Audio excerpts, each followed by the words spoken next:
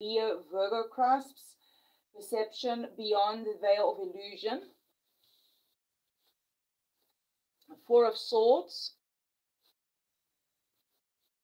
Ten of Pentacles. I'm hearing from Spirit saying it's time to slow down and look deeper, to go within.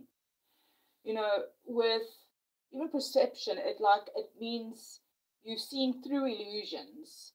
Whether this is around family, it could be finances, or maybe it could be stability.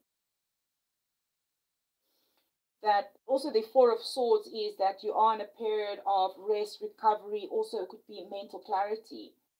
But with the Ten of Pentacles here, there is abundance coming. And this abundance is coming in, it's long term, it's not that instant abundance. Whether this is whatever abundance in your life that you're drawing in. Pentacles is normally the physical world, material world. So it could be finances, it could be a job, it could be some sort of career around there. And you know, with Mercury that's going to square Pluto this week, I'm hearing that Spirit says, don't let fear or overthinking cloud your truth. Rest your mind because, hey, your blessings are aligning, Spirit is saying. Number 14 also could be significant, or just number 4 and 10s.